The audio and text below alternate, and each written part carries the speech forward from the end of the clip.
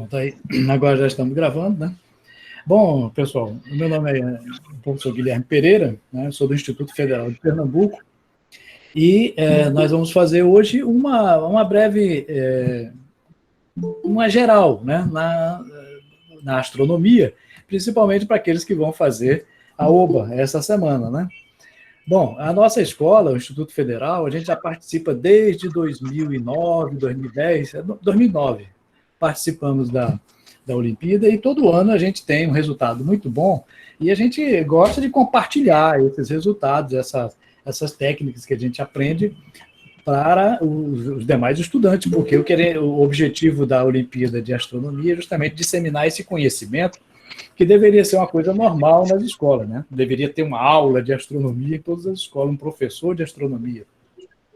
Mas, coisa rara, professor de astronomia, né? Porque poucos estudantes optam, né, por fazer essa carreira, né? Porque é uma carreira que ainda está, embora seja antiga, né?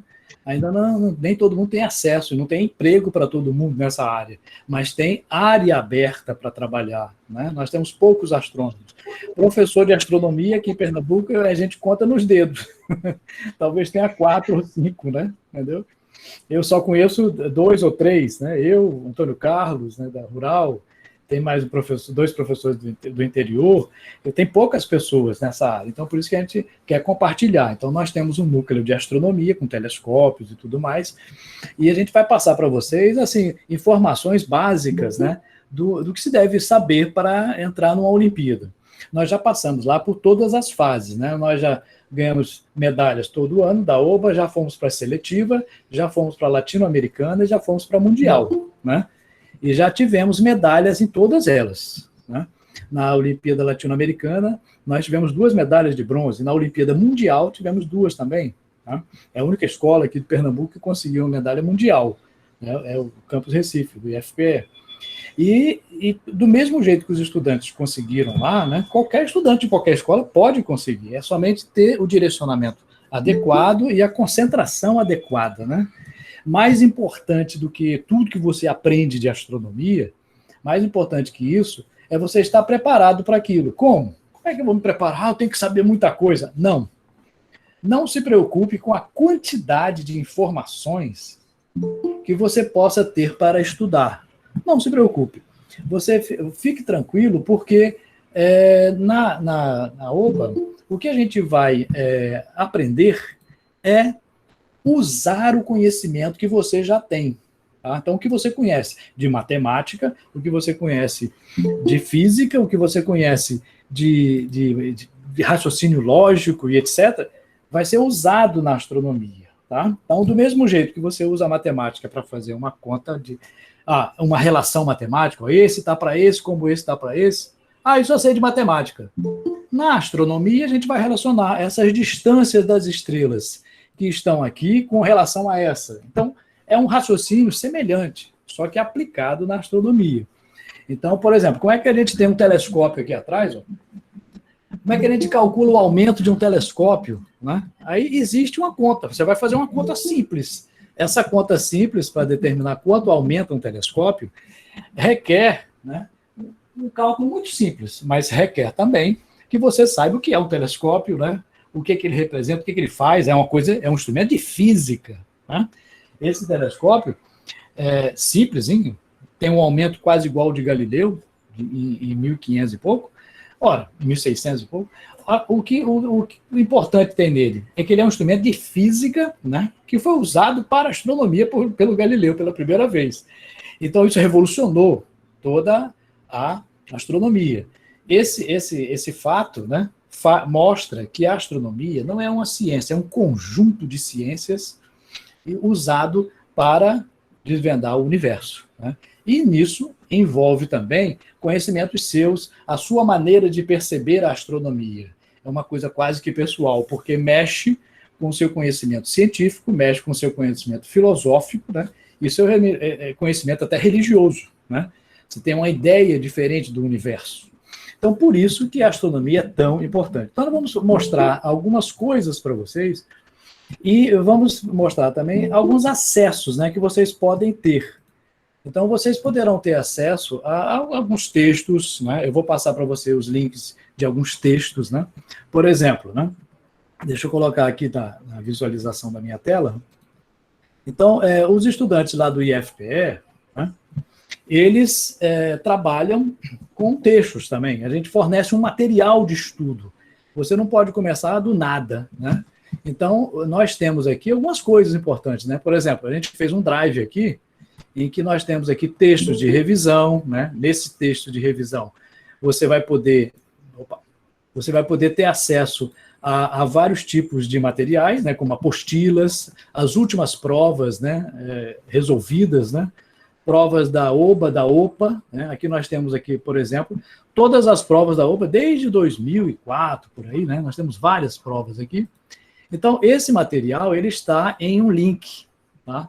E esse link a gente pode compartilhar com vocês tranquilamente, não tem problema, né? Então, a gente vai botar aqui, por exemplo, no chat de vocês, né, alguns links. Esse primeiro link aqui que eu vou colocar. E se você acessar, você vai ter acesso a esse drive, né, com textos, né? Vocês podem ver aqui, aulas de astronomia, livros, né? Materiais que são enviados também pela coordenação da UBA, né? A UBA envia esse material para o professor trabalhar com os estudantes também. A gente fez esse determinado conjunto de materiais para vocês trabalharem. Quem quiser, ao invés de mexer com texto, mexer com vídeos, existem muitos vídeos também na internet que você pode acessar. Nós fizemos um canal também de vídeos, né, de aulas. Então, se você... isso aqui eu conheço de astronomia, mas tem uma determinada coisa que eu não sei muito bem daquela parte. Então, você pode acessar o nosso canal de vídeos, que é esse aqui. Eu vou passar para vocês, né, esse canal de vídeo aqui. Vou botar aqui, ó, vídeos. E colocar aqui também no chat. Então, aí nesse canal de vídeos, né, você vai poder assistir a aulas, por exemplo, tem uma aula sobre binóculos, sobre constelações, né? Então, determinadas coisas que vocês aprenderam de astronomia, né, a Lua, o Sol e tal, há uma relação entre eles, determinadas coisas a gente sabe, as outras coisas a gente não teve acesso. Então, nessas aulas tem, por exemplo, como você utilizar um binóculo, né? Então, se você está utilizando um instrumento como esse aqui, como um binóculo, né? Ora, um binóculo, a gente tem que ter um conhecimento. Então, existe aula, né, sobre isso, e mostrando quais as características de qualquer instrumento, inclusive os seus olhos, é formado de duas partes, né? Uma parte que coleta a luz, que é essa parte maior. No caso aqui é uma lente.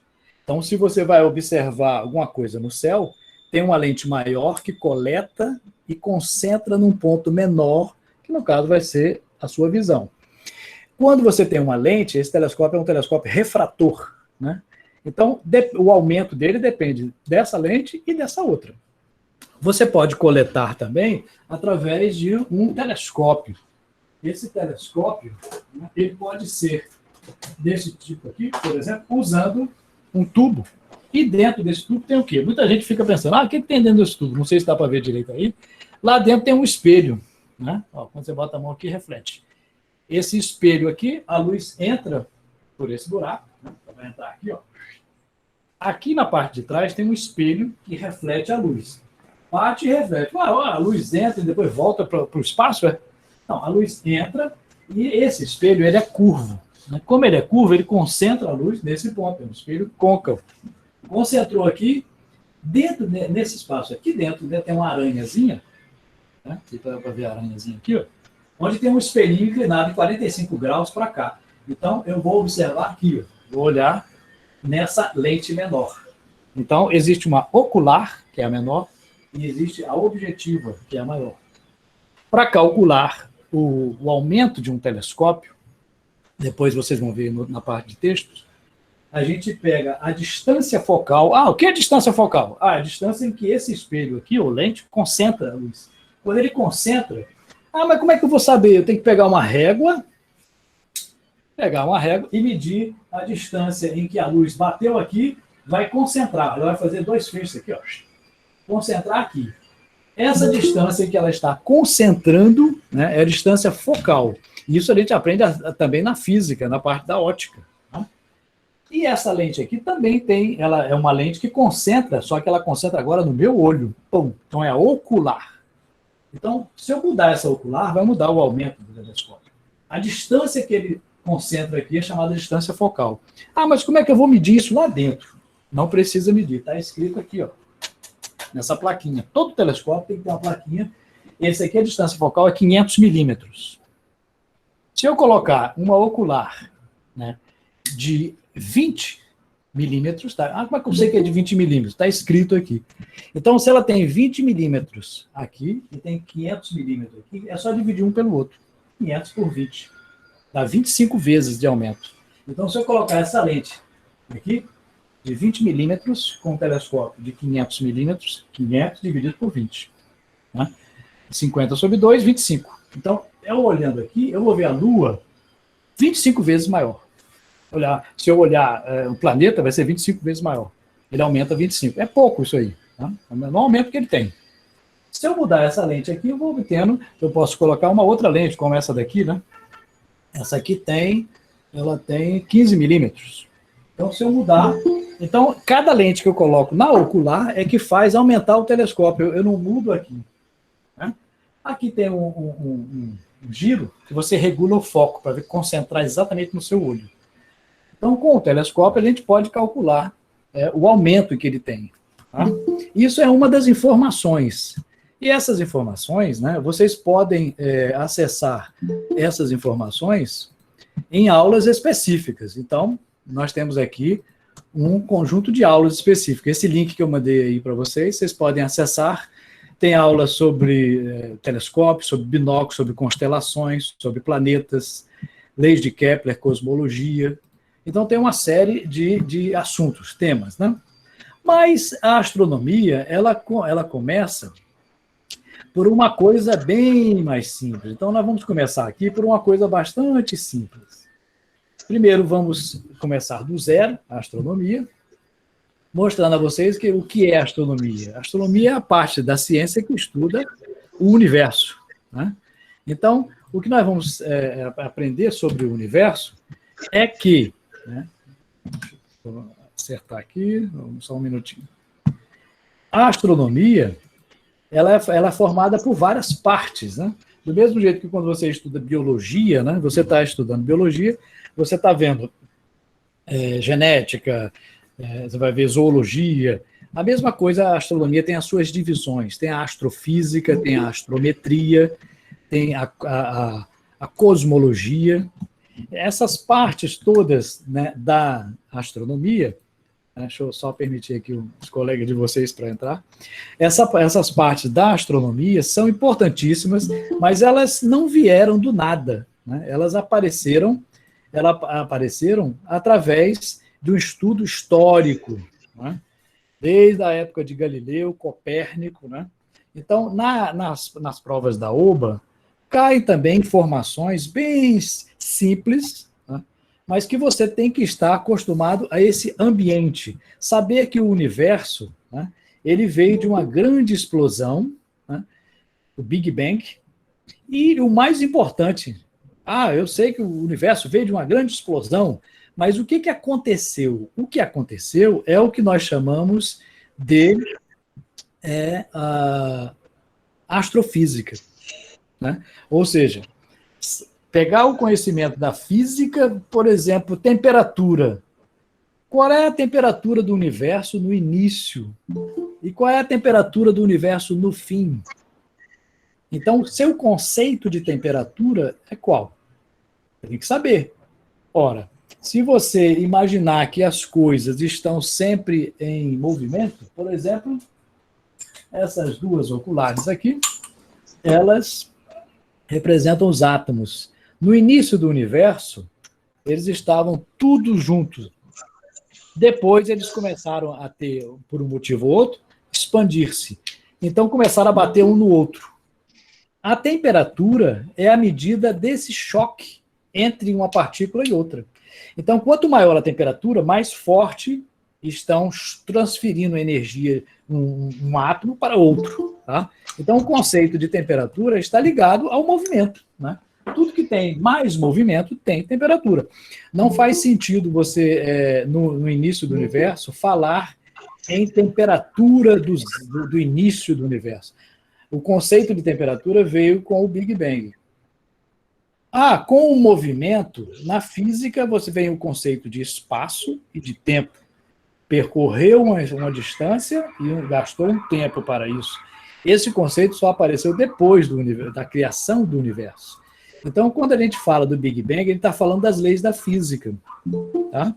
Então, na realidade, a astronomia ela mexe muito com quase tudo que a gente entende, né, do universo.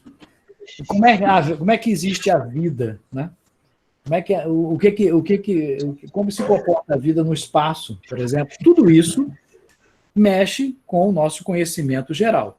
Então, na hora de você fazer uma prova, não pense em saber a resposta.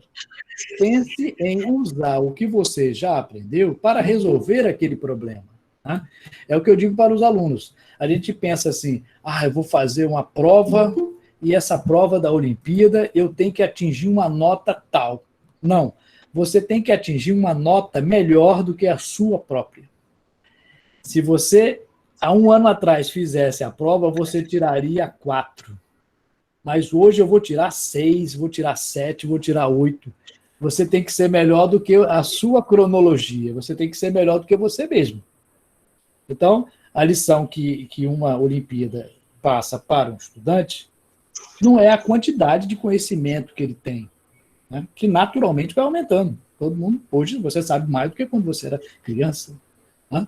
Mas como você aplica aquilo. Então, vocês estudam matemática, estudam física na escola, mas como é que você usaria isso para resolver alguns problemas que você não passou por eles ainda? Então, eu quero calcular, o professor diz lá, velocidade de um carro em movimento e tal. Agora a gente vai fazer a mesma coisa, só que para a Lua, para o Sol, para uma galáxia em movimento. É o mesmo conhecimento. Então, não se preocupem de chegar na prova, que vai ser daqui a alguns dias, e encontrar lá, né, assim, vai ter coisa de astronomia que eu não sei. Não. A própria questão vai lhe dar informações sobre como você resolver. Só que dentro da sua cabeça já tem um pouco de matemática, já tem um pouco de física. É suficiente para resolver aquele problema? É isso que você vai testar agora. Ou seja, você vai pegar aquelas ferramentas que você teve e tentar resolver aqueles problemas. Problemas assim como, por exemplo, esse, do universo. Né? Qual é a velocidade com que o universo está expandindo? Houve uma explosão. Hoje, admite-se que a velocidade de expansão é próxima da velocidade da luz. Por quê? Porque é a máxima velocidade que nós conhecemos. Se o universo tivesse a velocidade da luz, eles fizeram um cálculo. Ele teria um tamanho de 13,6 bilhões de anos-luz. Esse é o tamanho do raio do universo. Né? Do mesmo jeito, você vai estudar um pouquinho também, né? Deixa eu ter que dar uma paradinha aqui para o cara dos estudantes. Você vai ter que estudar um pouquinho de astrometria. Né? Mas o que danado é astrometria? São as medições que a gente faz na astronomia. Né? Metria, vamos medir. Então, uma delas é saber latitude e longitude. Né? A latitude em que você está na cidade, qual é a latitude de Recife? Alguém sabe a latitude de Recife? Eu esqueci, professor. Não sei, eu não me lembro da latitude de Recife. Aí você tem que saber o que é latitude. Ou seja, a latitude é o ângulo, né, que forma sobre a Terra, né, em relação aos polos. Então, você está em cima de uma esfera, você tem 2 ângulos, a latitude e a longitude. A latitude é em relação ao Equador. Né? Recife está a 8 graus acima do Equador. E a longitude é o ângulo que forma com o meridiano padrão, que é de Greenwich. Né? Então, essa esfera aqui é chamada esfera terrestre. E a outra é a esfera celeste. A esfera terrestre, o centro dela é o centro da Terra. Lá do centro, a gente mede longitude e latitude, duas coordenadas, como x e y. Tá? Então, nós estamos aqui, por exemplo, numa latitude que equivale ao fuso, uma longitude que equivale ao fuso de 3 horas. Então, a hora aqui é diferente do outro lugar da Terra, porque a Terra está girando. E na esfera celeste, o centro dessa esfera não é o centro da Terra, é a própria Terra. É como se a Terra estivesse lá. E você olhasse para cima, você veria uma esfera. Essa esfera que a gente olha para cima e vê é a chamada esfera celeste. É uma esfera imaginária. Não existe essa esfera celeste. Ela é uma visão do céu vista da Terra, como nós enxergamos. Então, vocês estão vendo essa imagem aqui embaixo, né? Que a Via Láctea se mexendo. Cada pontinho desse é uma estrela da nossa galáxia. E ela vai girando, girando de leste para oeste. A gente vê todos os astros do céu, né? Incluindo os planetas, as estrelas, eles nascem no leste e se põem no oeste, né? Em cima desse giro, dessa esfera ao nosso redor. Podemos ver aqui, ó. E, na realidade, não são as estrelas que estão indo de leste, subindo e indo para o oeste, formando um arco, que nós chamamos de meridiano. Pergunta da prova: qual é o ângulo entre o início e o fim do nosso meridiano aqui, ó? Meridiano local, para o observador. Esse observador vê do leste para o oeste, esse meridiano, que é o que passa sobre o observador. Então, daqui até aqui tem 180 graus, né? Mais 180 graus na parte de baixo, que está escura. Né? E nós estamos também associando a nossa observação particular. Quando a gente olha, por exemplo, para o Sol, né? O ângulo que nós enxergamos o Sol é de cerca de meio grau, ou 30 minutos, mais ou menos. Né? É mais ou menos o diâmetro da Lua também. Então, a nossa observação é puramente terrestre. E a gente tem que lembrar que a gente está num globo, né? Esse globo giratório, ele gira não de leste para oeste, mas de oeste para leste. A gente vê os astros nascendo no leste e se pondo no oeste, mas na realidade a Terra que está girando, e nós estamos sobre essa curvatura toda, faz uma diferença na observação do céu, viu? Então, se você observar um astro aqui da Terra, no hemisfério norte, ou no Equador, ou no hemisfério sul, você vai observar de forma diferente. Por quê? Porque nós estamos, ao nosso redor, tem uma esfera imaginária, que é a esfera celeste. O ponto que está exatamente em cima da nossa cabeça é o zênite. Do outro lado, não está o nome aqui, mas é nadir. O ponto exatamente contrário. Então, o zênite é o ponto em que está exatamente em cima da nossa cabeça. Se a gente fizer um arco de norte a sul, nós temos o meridiano. Aqui leste, aqui oeste, aqui é norte e aqui é sul. E a Terra, mesmo assim, vê a confusão que é. A Terra ainda está um pouco inclinada, né? Os raios de sol, quando batem na Terra, batem numa coisa girando e, ao mesmo tempo, inclinada. Né? E essa inclinação, né, a gente pode ser observada aqui, faz com que os astros tenham arcos diferentes. A gente está sobre a Terra, a gente pode observar, olha aqui, ao nosso redor, as coisas giram em torno do polo. Então, tudo que nós observamos no céu gira em torno de um polo. Aqui, nós estamos em Recife, né, o nosso polo é mais o sul. Por quê? Porque nós estamos 8 graus abaixo do Equador. Então, aqui a gente consegue observar o polo sul. Nós não observamos o polo norte. Então, essa observação é uma observação aparente. Olha aqui, é como se você estivesse assim, ó. Você está aqui embaixo, no solo, e olha para o céu, aparentemente vê uma abóboda celeste. Mas, na realidade, é uma visão local. Existem estrelas que estão próximas e estrelas que estão longe. Né? Lua, Sol. Essa esfera imaginária, né, que nós observamos é chamada abóboda celeste, ou esfera celeste. E nessa esfera celeste, a gente vê o Sol, por exemplo, ele nasce, sobe e depois se põe no ocaso. Então ele nasce no leste Esse ponto mais alto em que ele subiu, né? Você vai dizer, é o meio-dia. Bom, é o meio-dia para o local, para quem está ali, naquele lugar. Né? Mas, na realidade, não é o Sol que está andando, é a Terra que está girando. Né? Então, tem épocas do ano em que o Sol sobe mais baixo ou mais alto. Né? Se você olhar para o céu, você pode até medir a distância entre as estrelas. Né? Se você esticar a sua mão assim, você vê o ângulo entre duas estrelas é 20 graus, mais ou menos. O ângulo de 10 graus é mais ou menos da palma aqui da sua mão, né? O seu dedo maior tem 2 graus, mais ou menos. E se você olhar o Sol, é claro que você não vai olhar direto, né, com uma nuvem na frente ou um filtro, você vai ver que é mais ou menos meio grau. Então, medir coisas no céu, né, é importante. Por quê? Porque ali nós podemos fazer com que essas distâncias possam ser medidas. Os antigos usavam isso. Tá? Aí observem bem. Se você... Só um minutinho. Se você fizer usar esses artifícios bem simples para medir ângulos, né, você poderia medir até distâncias que, teoricamente, estariam muito, muito distantes. Então, você pode fazer triângulos, como esse aqui. Ó.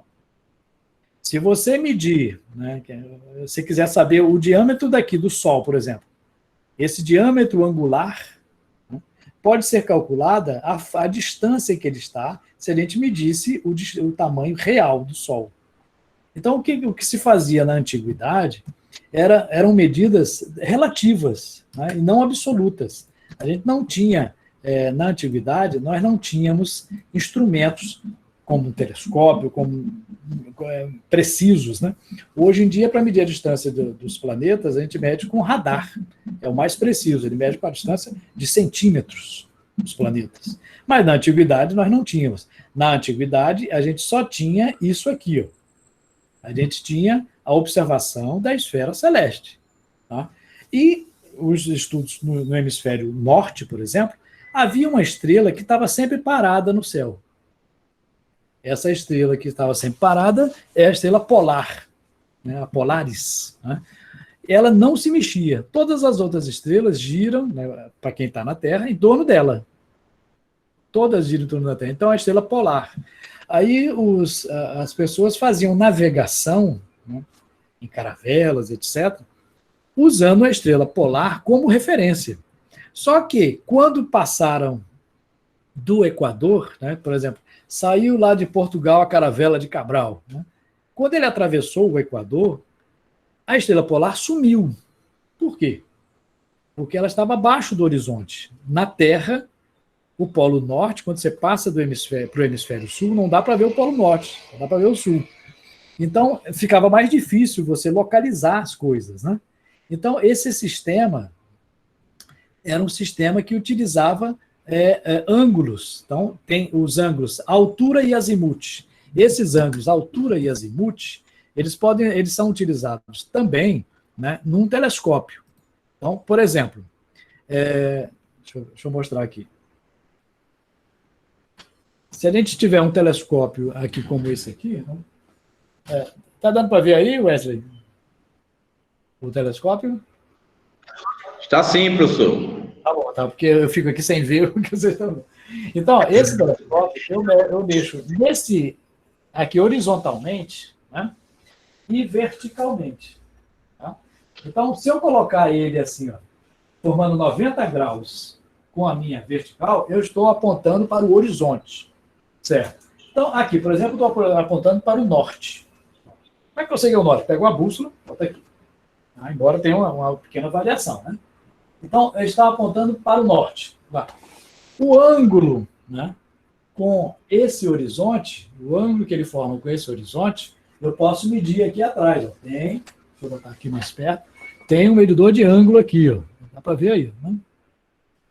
E eu meço quantos graus? 30 graus. Então, isso aqui é a altura. A altura do astro. E esse outro ângulo aqui é o azimute. Eu aponto para o norte. Aí você diz assim, ó, eu vou botar 30 graus do norte. Né? Então, 90 graus para o norte. Então, vou apontar agora 90 graus para cima. A altura é em relação ao horizonte. E o azimuth é em relação ao norte. Essas coordenadas são coordenadas locais. Então, se eu fizer isso aqui, para a Lua, eu vou saber, a Lua está ali em cima, tem tantos graus acima do horizonte. Na Terra, aqui, em Recife. Mas se eu for lá para a Europa, esse ângulo vai ser diferente. Por quê? Porque nós estamos em cima da Terra, a Terra é curva. Né? A Terra não é plana. Tá? Então, tudo é curvo. Então, se você for para um outro ambiente, o ângulo muda. Então, as coordenadas que medem esse ângulo, né, são as coordenadas que nós mostramos aqui. Ó. São essas aqui, ó, as coordenadas do sistema horizontal, chamada azimuth e altura. Tá? O azimuth varia de 0 até 360 graus, em torno do norte, tá? E a altura varia até de 0 a 90 graus. Né? Então, deixa eu permitir aqui. E existe um outro sistema de coordenadas, que é as coordenadas celestes. As coordenadas celestes, elas são como a altura e o azimuth. Só que elas não são medidas em relação ao meu local, mas em relação à própria Terra. Né? Elas são chamadas de ascensão reta e a declinação. Essa ascensão reta e declinação é como se fosse a latitude e a longitude, entendeu? Não é diferente. É a mesma coisa da latitude e longitude, só que é numa esfera ao redor da Terra, chamada esfera celeste. E nós temos pontos de referência. Quais são os pontos de referência? O equador da Terra é o equador celeste.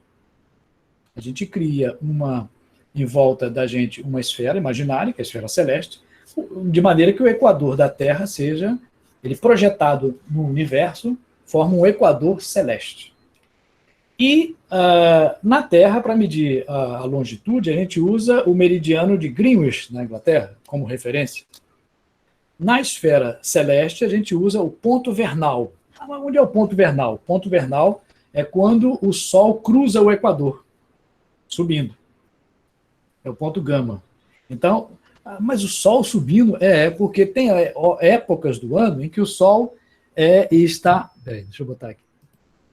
Tem épocas em que o Sol ele está subindo mais alto e tem épocas que ele está subindo mais baixo. Então, são as estações do ano. Mas o Sol ele tem uma trajetória em cima da esfera celeste. Essa trajetória faz com que ele, no céu, mude. Nós também estamos mudando. Na realidade, não é o Sol que está andando, o Sol está lá parado, a Terra que está girando. Ao girarmos em torno do Sol, inclinada, né, nós vemos o Sol que parece subir e descer. Isso é que causa as estações. O que causa as estações não é a proximidade da Terra do Sol. Está muito quente, a Terra está perto do Sol. Não é por isso, não. É porque a Terra é inclinada, tem épocas que bate mais em cima da gente, tem épocas que bate menos. Atravessa mais ou menos a atmosfera, porque a Terra é inclinada. Então, a atmosfera, ela recebe a luz do Sol e faz com que fique mais frio ou mais quente. Essa inclinação é que causa as estações, são as 4 estações do ano. Então, quando a gente vai fazer uma medida no telescópio, esse telescópio, por exemplo, ele tem um motor aqui, ó, né? A gente liga na eletricidade, ou então coloca pilha, ele também pega com a bateria aqui, né? Ele tem um sistema que, quando você aponta para uma estrela e liga, ele sai acompanhando a estrela. Pergunta da Oba. Um telescópio foi colocado, tem um motorzinho que acompanha o movimento de rotação da Terra. Pergunta da Oba. Qual a frequência desse motor? Mas, professor, como é que eu vou saber a frequência desse motor? Você tem que saber de físico. O que é frequência? Você não vai muitas vezes na escola, então sua frequência caiu, né? Frequência é o número de vezes que você acontece uma coisa, né? Se você vai todo dia na escola, a sua frequência é alta. Se você vai poucas vezes, é baixa. A frequência é o número de vezes que acontece uma coisa numa unidade de tempo. Então, a quantidade pelo tempo. Qual é a frequência desse? O Sol, os objetos giram em 24 horas, né? Então, a frequência dele é o número de vezes que esse motor gira por hora. Quantas vezes ele vai girar por hora? Ele vai girar uma vez em 24 horas. Então, a frequência desse motor é 1 sobre 24 horas. É um dia. Esse motor dá uma volta em um dia. Tá? Se eu quiser botar em minutos, né? Então passa hora para minuto, né? Cada hora em 60 minutos. Tá? Se você quiser em segundos, né? Aí vai sair em hertz a frequência. Então, observe que o conhecimento de física você vai ter que usar aqui, né? Ótica, vai ter que usar também um conhecimento, né? Que é aprender como é que alguns conceitos de física, como velocidade, frequência, né? A frequência, qual é a velocidade angular da esfera celeste? A esfera celeste está girando 360 graus por dia. A velocidade angular, 360 graus por dia. Ela dá uma volta, as estrelas dão uma volta em torno da gente. Então, às vezes, a pergunta parece complicada, né? Qual é a velocidade angular da esfera celeste? Professor, não sei isso não. Vamos com calma. O que é velocidade angular? É o ângulo pelo tempo. Velocidade é distância sobre tempo. Velocidade angular é ângulo sobre tempo. O ângulo para dar uma volta num círculo é 360 graus. Então, 360 graus dividido pelo tempo. Qual é o tempo que leva para dar uma volta? É um dia. 24 horas. Então, vai ficar 360 graus por 24 horas. Divide para ver quanto é que dá. Dá 15 graus por hora. Então, a velocidade angular é 15 graus por hora da esfera celeste. É isso mesmo. Ó. Então, você pode usar o seu conhecimento de física, conhecimento de matemática, para resolver um monte de problemas. Né? Entre eles, entender como é que funciona, por exemplo, né?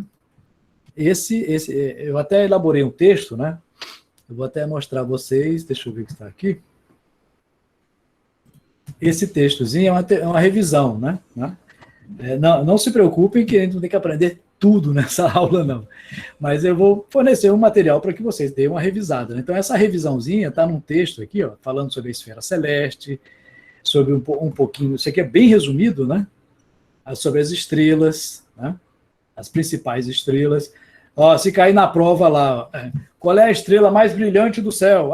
Eu sei lá, será que é Alfa Centauro? Será que não? A estrela mais brilhante do céu é o Sol. Não esqueça, é o Sol. Tá? O Sol é a estrela mais brilhante. Muita gente esquece disso, né? Depois do Sol, qual é o objeto mais brilhante do céu, depois do Sol? Bom, se você parar para pensar direitinho, né? O objeto mais brilhante do céu é o Sol. Depois é a Lua. Dependendo da fase, vai ter diferentes. Depois da Lua, nós temos Vênus. Né? E depois outras estrelas, né? Sírios, etc. Depois é que tem aquelas estrelas tradicionais. Né? E para isso a gente tem que ter o conceito de magnitude. Ó. Qual é a magnitude? Qual é a magnitude do Sol? Depende.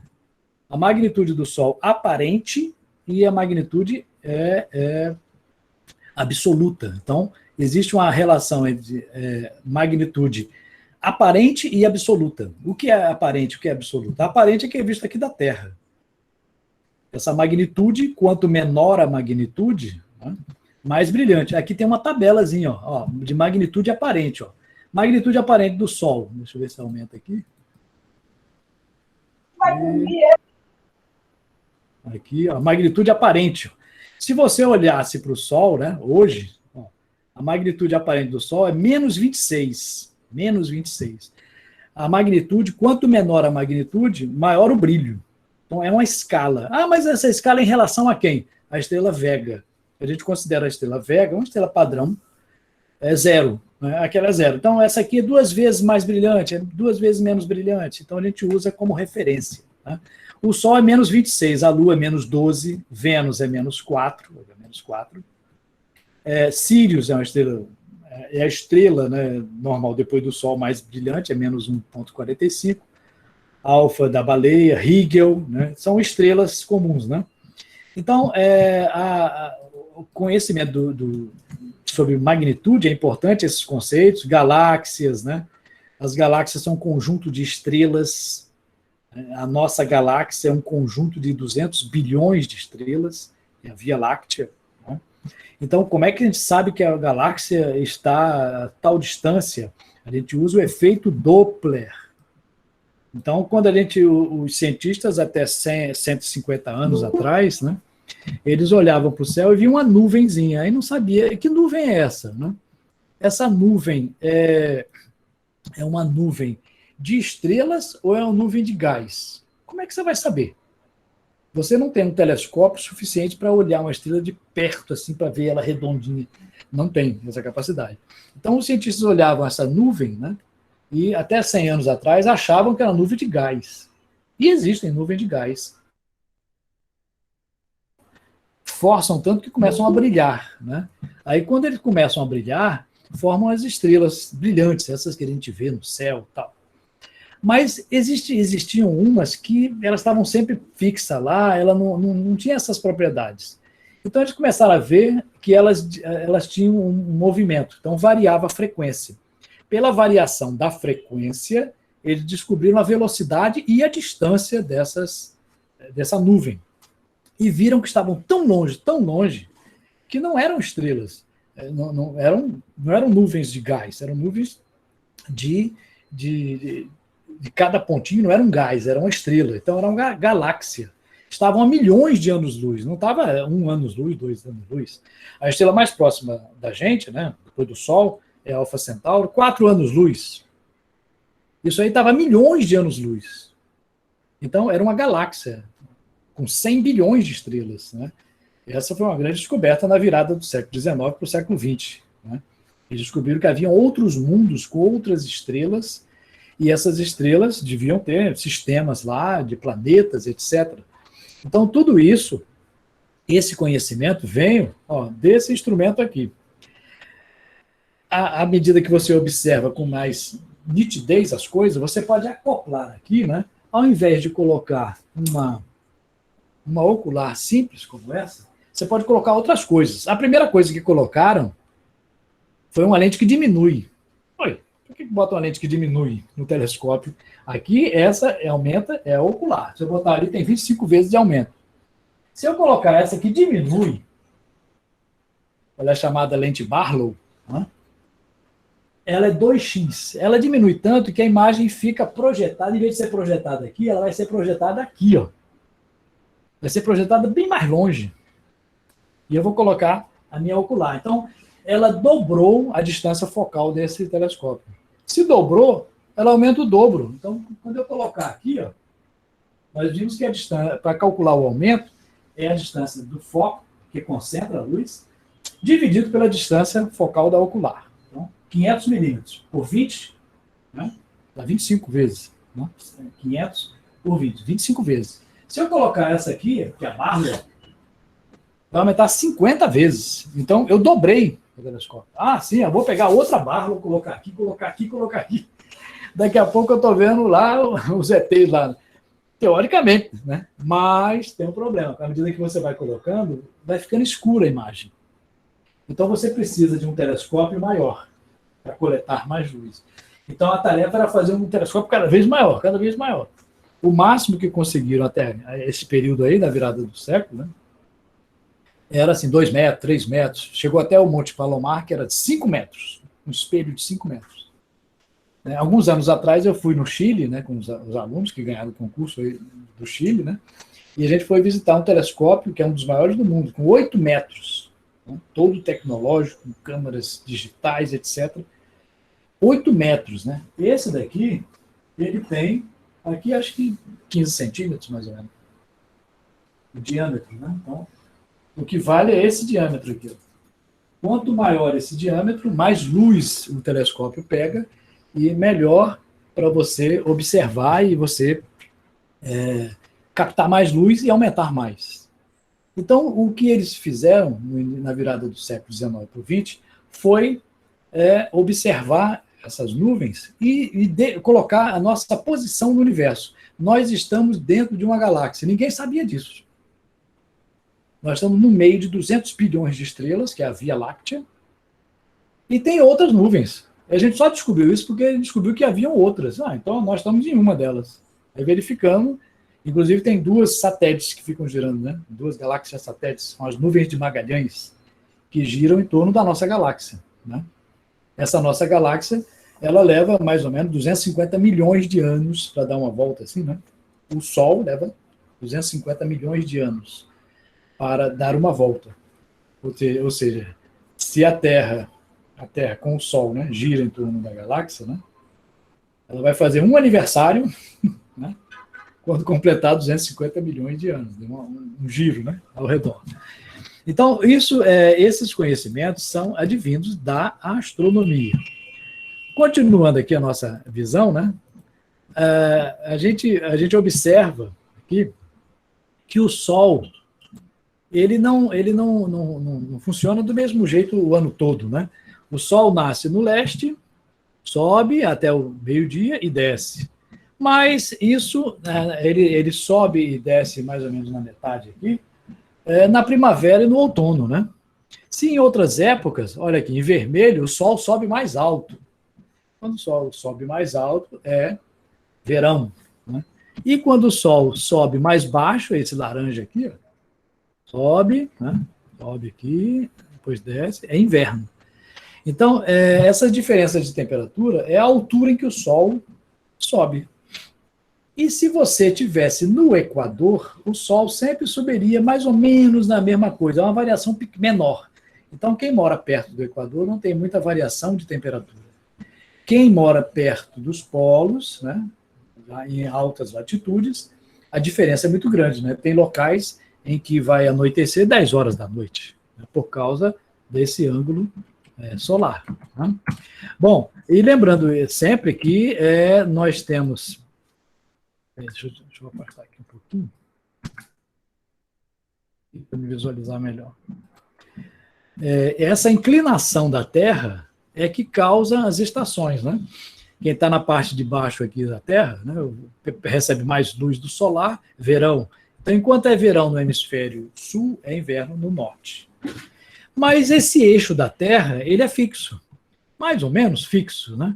Porque ele faz um movimento chamado precessão dos equinócios. Essa precessão dos equinócios, esse eixo da Terra, ele varia um pouquinho, dá um giro e volta ao mesmo lugar em 26 mil anos. Tá? Aí, em cada 26 mil anos, nós temos aí mais ou menos, não é só isso, né? Uma era do gelo. Então, existem períodos em que acontece uma era do gelo causado por essa chamada precessão, movimento do eixo da Terra. Então, observem aqui nessa figura, o Sol está iluminando a parte de baixo. Agora, como a Terra está girando em torno do Sol, que é o movimento aqui em cima, aí aparentemente o Sol vai... Está no Equador, é um equinócio. Equinócio, noites e dias iguais. Equinoce. Equinócio quer dizer noites com a mesma duração do dia. Agora está subindo. É verão no hemisfério norte e é inverno no hemisfério sul. Aqui no hemisfério sul, a luz vai bater de lado. Então, ela vai atravessar uma parte maior da atmosfera e vai esquentar menos. Por isso que tem os solstícios, que são os pontos máximos, né? Solstício de inverno e solstício de verão, e o equinócio da primavera e do outono, quando o Sol bate exatamente a pino no Equador. E existe também o movimento dos planetas, né? O movimento retrógrado do planeta. Por que, se perguntarem na UBA, né? Por que tem hora que a gente está observando Marte, tem hora que ele vai para lá, tem hora que ele vem para cá? Os planetas no céu, eles fazem essa cobrinha aqui, ó. E os antigos, né, na época lá de Ptolomeu, de Aristóteles, eles não sabiam por que essas estrelas malucas faziam esse movimento. Né? Eles chamaram isso aí de estrelas errantes. Estrela errante, em grego, é planeta. Então, planeta é uma estrela errante, porque ele fazia esse giro aqui estranho, né? Hoje nós sabemos, pela essa figura aqui em cima, à esquerda, em branco, né, você pode ver, ó, a Terra, né? A Terra é esse verde, e o vermelho é Marte. Então tem hora que a Terra passa a Marte, então parece que ele está voltando. E tem hora que a Terra está indo na direção de Marte, então parece que ele está vindo. Depois que a Terra passa, parece que ele está voltando. Por quê? Porque cada planeta tem um período diferente. Por isso que aparece isso aí. Também é importante a gente estudar as leis da gravitação, né? As leis da gravitação mostram que existe uma força, né? E aqui embaixo, né, nessa figura aqui de baixo, você tem vários planetas, Mercúrio, Vênus, Terra, Marte, e se você fosse sair com um foguete de cada um deles, você sentiria maior dificuldade de sair de qual? Pode cair na prova. Olha, essa dificuldade essa dificuldade do foguete sair é uma velocidade mínima para ele poder sair. Então, aqui na Terra, você para sair da Terra com o foguete tem que ter uma velocidade de quase 40 mil quilômetros por hora. Mas dos planetas, qual planeta que você teria que ter maior velocidade para poder sair? Aí você recai. Posso responder essa, professor? Pode, pode sim. Pela imagem, seria Júpiter e Saturno, não é isso? Exatamente aqui. Por que isso? Porque, observe, a lei da gravitação, né? Olha aí. A força de um corpo sobre o outro, digamos que esse M1 aqui, ó, deixa eu ver se está... Deixa eu aumentar aqui. Esse M1 aqui é a Terra. M2 é você está no espaço. Ele está te puxando, né? É a força da gravidade. Essa força da gravidade depende de quê? Depende de uma constante, que é um G grande aqui, ó, constante gravitacional. Depende da massa dos dois corpos e do quadrado da distância entre eles. Então, se o corpo tiver uma massa maior, essa força vai ser maior. O foguete é o M2, é você, é o mesmo, né? Então, para se livrar dessa força, vai ser mais difícil em Júpiter, né? Depois de Saturno, é maior. Que é a massa maior. Quanto maior a massa, maior. E para calcular essa velocidade, olha a fórmula aqui do lado à direita. A velocidade aqui, ó, aqui é a velocidade de um satélite em órbita, né? Desculpem aqui. A gente pode calcular essa velocidade que o satélite está girando em função de quê? Olha aí, função do G, que é a constante gravitacional, da massa do planeta e da distância, o R. Né? Como é que eu cheguei a essa fórmula? Olha aqui. Ó. Essa fórmula aqui, mv2 sobre R, é essa daqui, ó, F1 e F2. F1 é a força centrípeta. Força é massa vezes aceleração. Massa está aqui, ó, a massa do objeto, que está em volta girando. A aceleração é a aceleração centrípeta, V2 sobre R. E aqui é a força da gravidade, G grande, M pequeno, a massa do planeta e do satélite, sobre R2. Cortando M com M, R com R2 aqui, passa para R. Você calcula a velocidade com que um satélite está girando em torno da Terra. Se você quisesse calcular essa velocidade para Júpiter, o que eu teria que fazer? Teria que botar esse M, a massa de Júpiter, e esse R, a distância até Júpiter. Se eles tivessem a mesma distância de Júpiter, com uma massa de Júpiter maior, a velocidade vai ser maior também. Então, para orbitar um planeta, ou para sair do planeta, você vai depender da massa do planeta, né? Quanto maior, né? Então, como é que eu vou saber disso, professor? Observe. Os 4 primeiros planetas são todos sólidos e relativamente pequenos. E tem satélites. Os outros planetas são gigantes, gasosos. Então, ó, Mercúrio, Vênus, Terra e Marte, né, são os planetas chamados de telúricos. Né, são telúricos, calor, quente, estão perto do Sol. Né, são sólidos, dá para você descer neles. Né, aqui muito quente, tá certo, mas dá para descer, tem chão nesse planeta. Os outros planetas, Júpiter, Saturno, Urano e Netuno, não dá para descer de nave espacial, porque não tem chão. Todos esses planetas são gasosos. Tá? Não tem chão para você pisar lá, não. Mas só que eles são muito grandes, né? Enormes planetas, com massas muito grandes também. Tá? Bom, aqui, vamos dar uma paradinha aqui. Observe que toda vez que a gente está observando, está vendo o que vai acontecer no universo, a gente está olhando para uma coisa que pode estar perto ou pode estar longe. Se estiver muito longe, né, a gente vai ver o universo como um todo, assim, é a cosmologia. Né? E a cosmologia é o estudo do universo como um todo. Esse mapa aqui que vocês estão vendo é o mapa do universo todo conhecido pelo homem, né? Pode ser que seja 10 vezes, 100 vezes maior, mas conhecido pelo homem é esse. E essas colorações aqui são colorações de matéria distribuídas no universo, né? São os agrupamentos, são os grandes aglomerados de galáxias. Então, uma galáxia aqui seria um pontinho, né? Coisa muito pequena. O universo, ele é muito maior do que isso. Essa cosmologia, ela estuda o universo de galáxias. Ela tem um tamanho, mais ou menos, de 13,7 bilhões de anos, com galáxias, buracos negros, né? Que são regiões de matéria que se concentram, né, no ponto. Então, toda essa estrutura do universo é estudado pela cosmologia. Então, a astronomia tem coisas próximas e coisas muito distantes. A gente tem que conviver com esses dois. Aqui é uma ideia de como seria um buraco negro. Tá?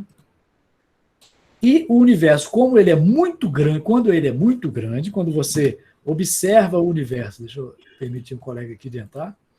Quando a gente observa o universo como um todo, a gente usa a lei de Hubble. A lei de Hubble pode cair também, né? Ah, mas eu vou decorar essa lei? Não, a lei diz o seguinte, eu não falei para você que teve uma grande explosão? Essa explosão grande, pá, explodiu o universo, jogou as galáxias, a matéria toda para longe, com que velocidade? Ah, a velocidade de expansão, olha aqui a fórmula, é H vezes D. H é uma constante. Essa constante é chamada constante de Hubble, né?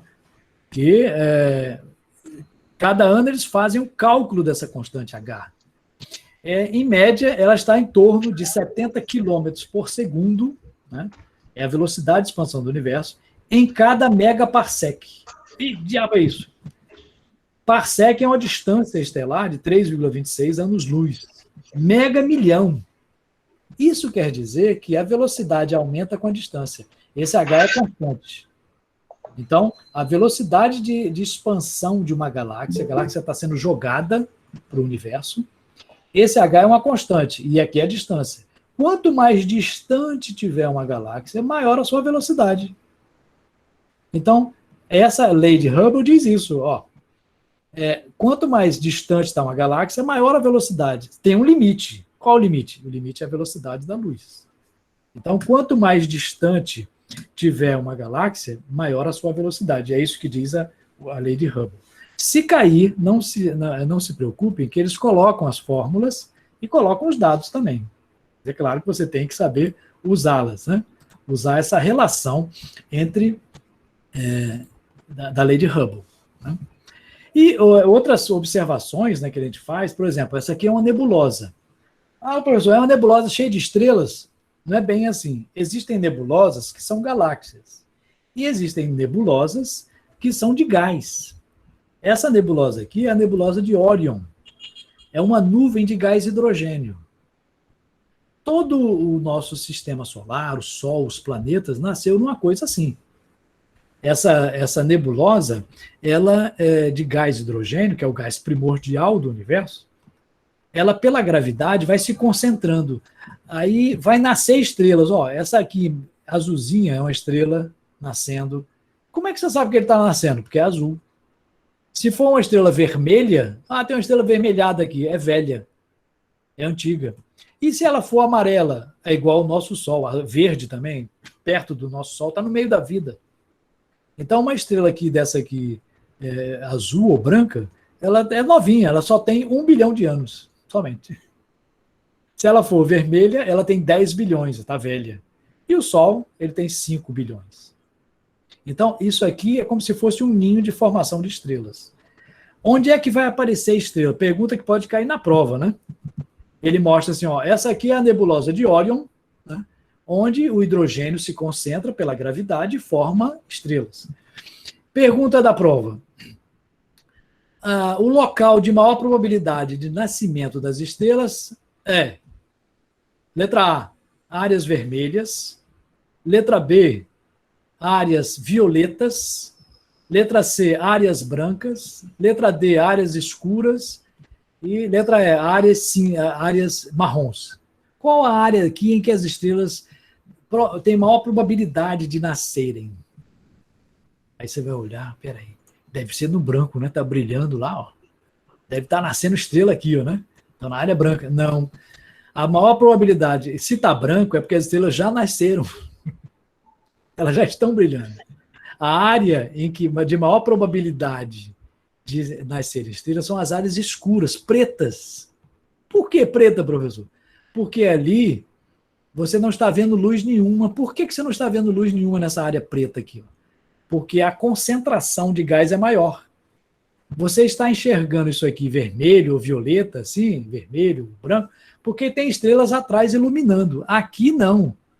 A luz não está passando por essa área negra, porque a densidade de gás de hidrogênio é maior. Se a densidade é maior, provavelmente vai se formar ali.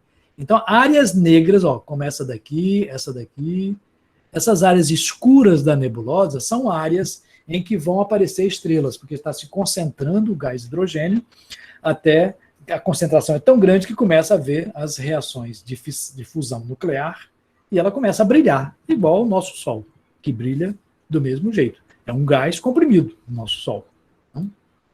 E outras coisas que nós estudamos também na astronomia, né,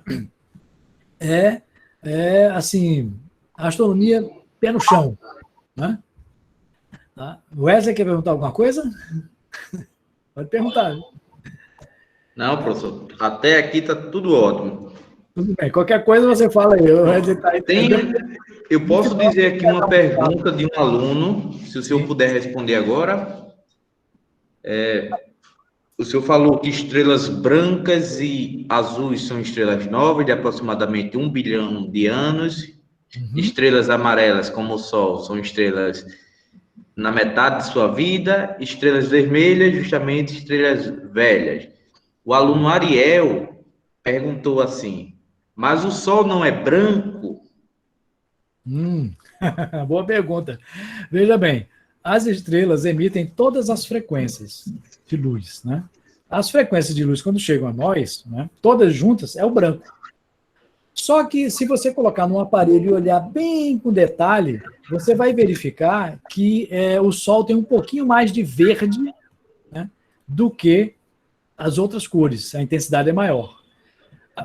Vai chegar uma hora, né, o Sol está distribuído, todas as frequências estão mais ou menos iguais. Só um pouquinho maior, né? Só um pouquinho maior está o verde. A gente diz amarelo, o Sol, pelo seguinte, normalmente a gente chama o Sol amarelo porque a gente vê o formato do Sol quando ele está nascendo ou quando ele está se pondo. No meio-dia, você olha para o Sol, você vê é muito forte, não dá para enxergar direito. Mas quando ele está se pondo, a atmosfera filtra um pouco, então você vê a forma dele quando está se pondo.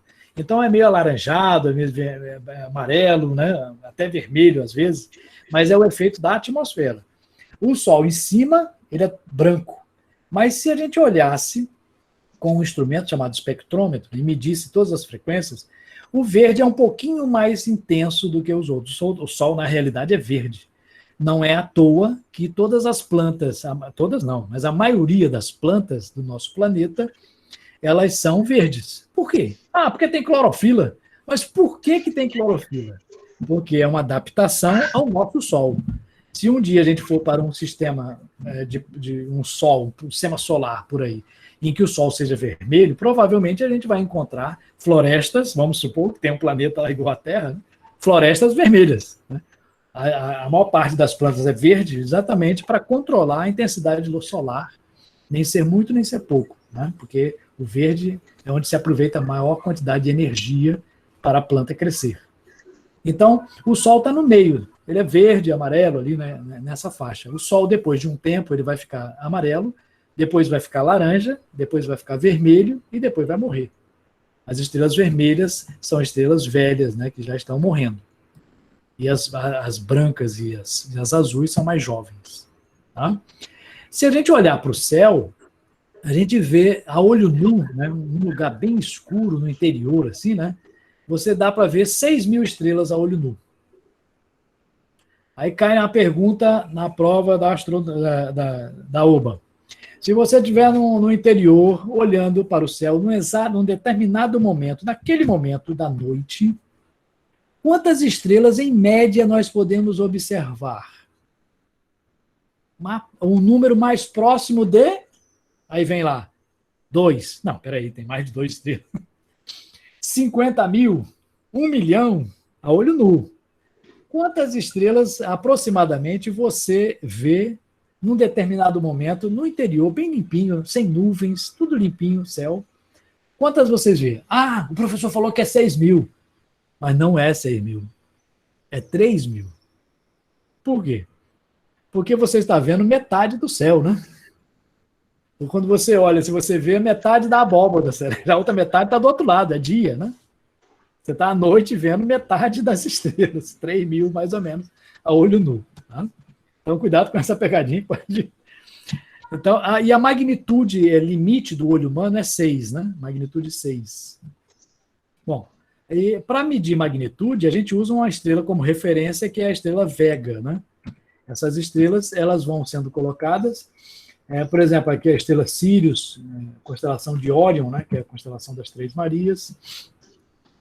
E existe uma magnitude absoluta e uma magnitude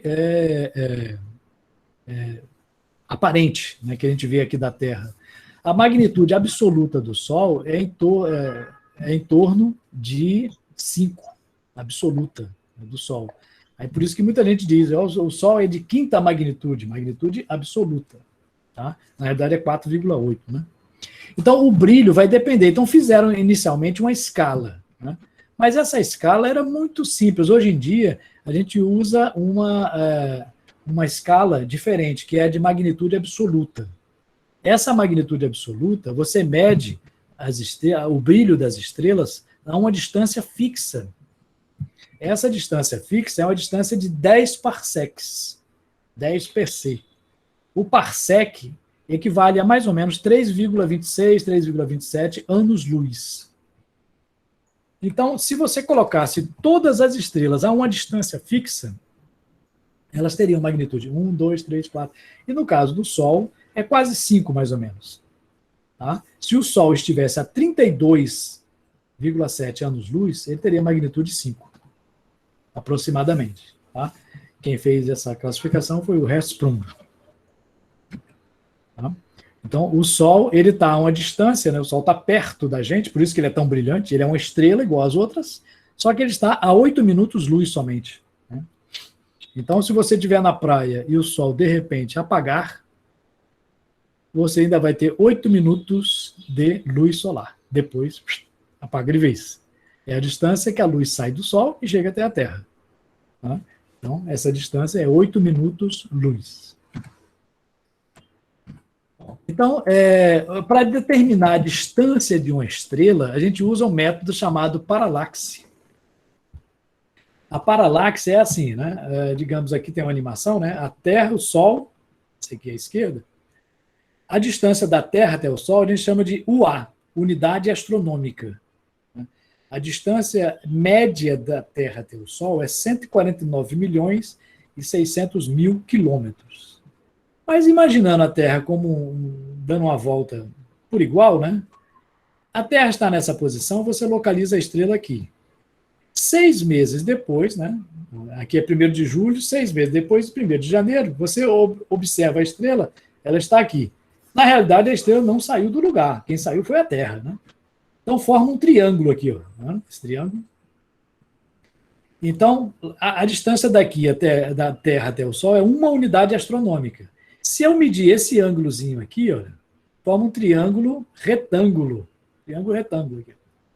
Esse ângulozinho aqui é chamado ângulo de paralaxe. Ó, aqui do lado à direita você pode ver. Esse Pzinho aqui é o ângulo de paralaxe. E ele é medido geralmente em segundos de arco. É muito pequenininho mesmo.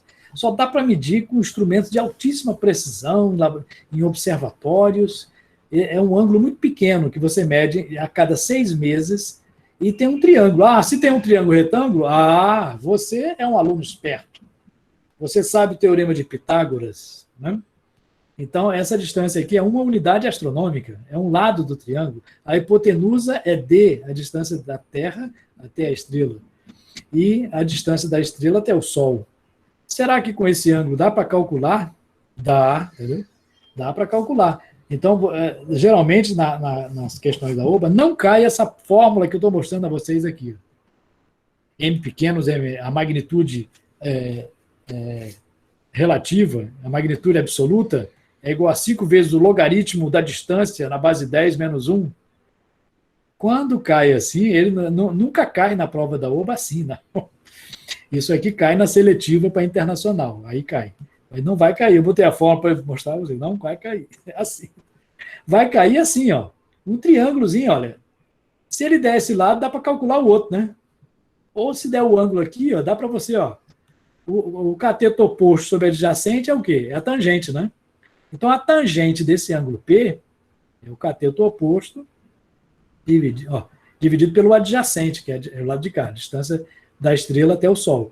Ou então, o seno, né? O cateto oposto sobre a hipotenusa. Aí vai depender do que eles vão pedir lá, né? Mas ele pode botar um triângulo e fazer alguma pergunta sobre esse triângulo, certo? O ângulo aqui é chamado de paralaxe. Okay?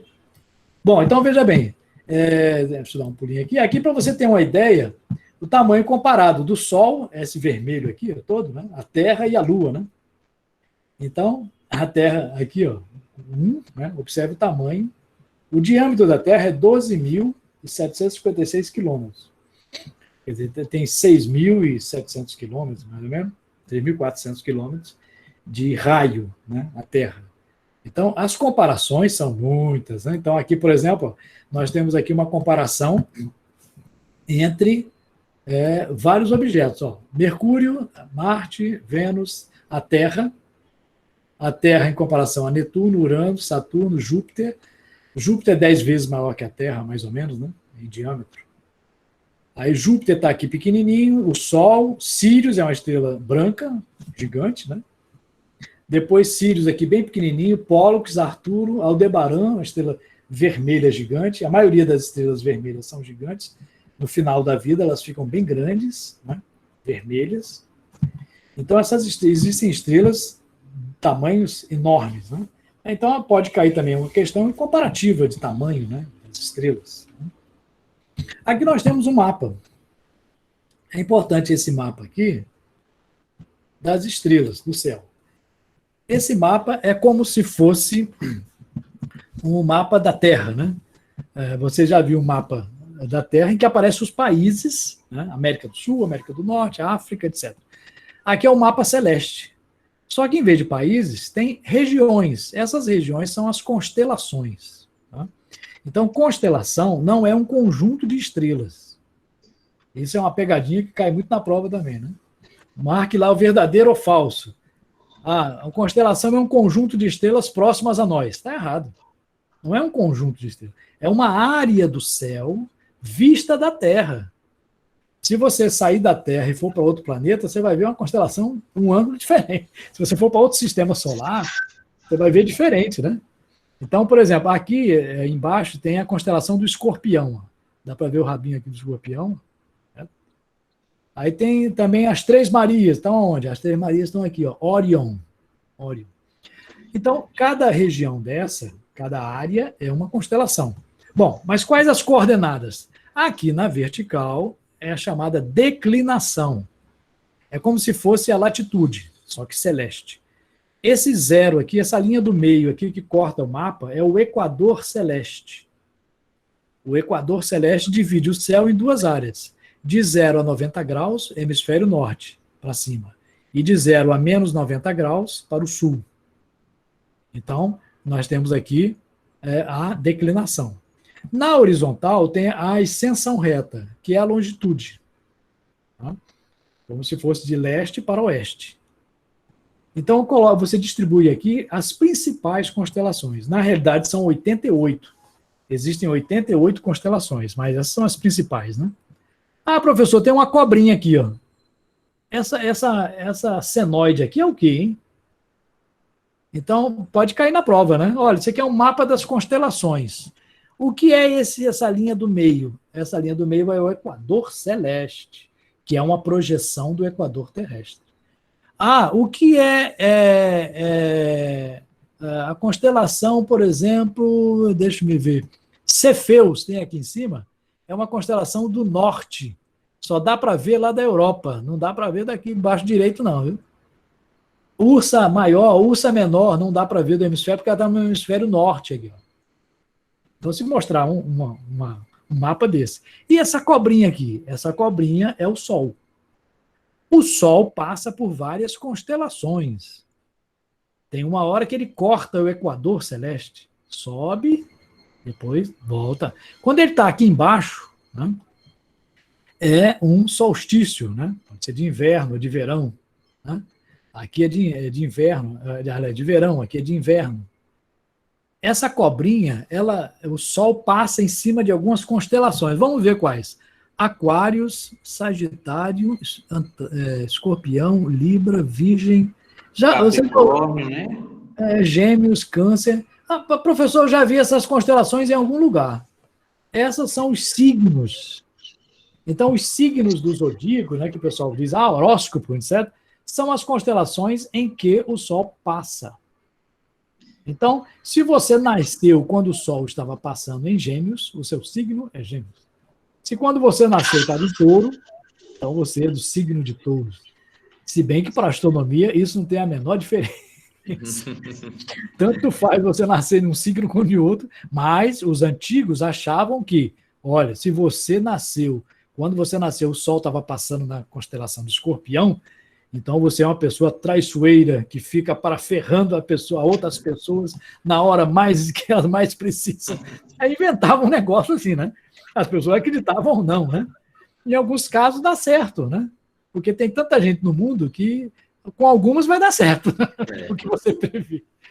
Aí, só que as pessoas acreditavam nisso porque não sabiam o que significavam as constelações. Hoje nós sabemos, né?